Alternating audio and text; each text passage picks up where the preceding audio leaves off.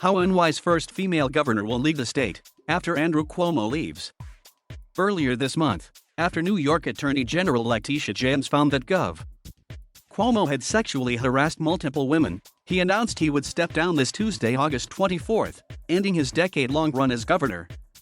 Cuomo denied the allegations, saying he never touched anyone inappropriately or made inappropriate sexual advances. Now, a woman has to come in and clean up the mess. For many New Yorkers, Lt.Gov.Kathy Ho, who will take Cuomo's place to become the Empire State's first female governor, is a breath of fresh air. Having followed her career for many years, I am confident Ho will lead in a collaborative manner and build an agenda that reflects the needs of New Yorkers from the bottom up. Beyond her knack for collaboration, I know she is someone who relishes the chance to connect with people, whether it's sharing a meal at a diner or shaking hands at events across the state. It's a new approach for New York, and it comes at a pivotal moment. Like the rest of the United States, we're battling the spread of the Delta variant, working to jumpstart the economy and trying to support communities hit hard by COVID-19. But we're also home to the financial capital of the world, the largest public transportation system in North America, the largest public housing authority in the country, and the highest number of homeless people living in shelters. The governor of New York's broad power over key parts of our economy means that our country is singularly impacted by Albany's leadership. Ho is uniquely prepared to step into the executive chamber in Albany. She spent the first 14 years of her career on a local town council and served as the Erie County clerk before heading to Washington as a U.S. representative. She has worked in government at every level and doesn't shy away from the tough assignments, like when she stepped up to rally support for New York's Reproductive Health Act and presided over the red flag gun safety bill.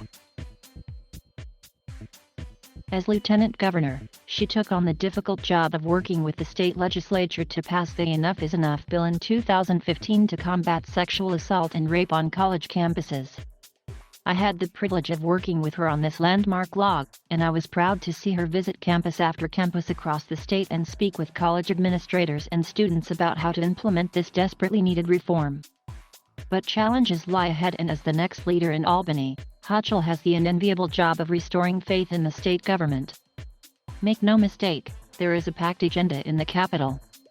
But after 56 consecutive men, including 2 who resigned under a cloud of scandal in the past 15 years, we're now handing over control to an experienced and dedicated trailblazer who we can depend on for sound management. Here's what we can expect when Ho takes over the reins to govern New York this Tuesday. First, Ho will build consensus with leaders around the state.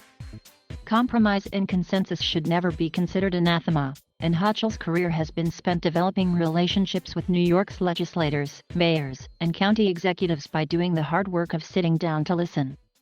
She built that reputation by visiting all 62 of the state's counties, from the Canadian border to New York City.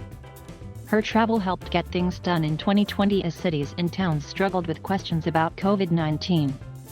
She advised them on how to open offices and shops in accordance to pandemic restrictions, implement virtual and hybrid learning in our schools, and roll out the COVID-19 vaccines. She's an active and accountable leader who gets involved in every part of the state. I know Ho, unlike many of our previous governors, is someone who will listen to New Yorkers before she acts.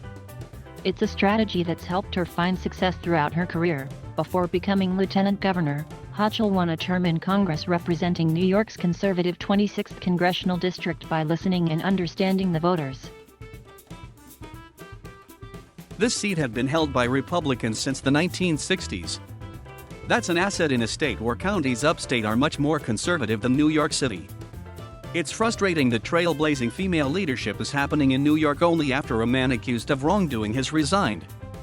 But we are fortunate that our first female leader will be Kathy Ho, because she has the ability and experience to lift up New York and help move us forward.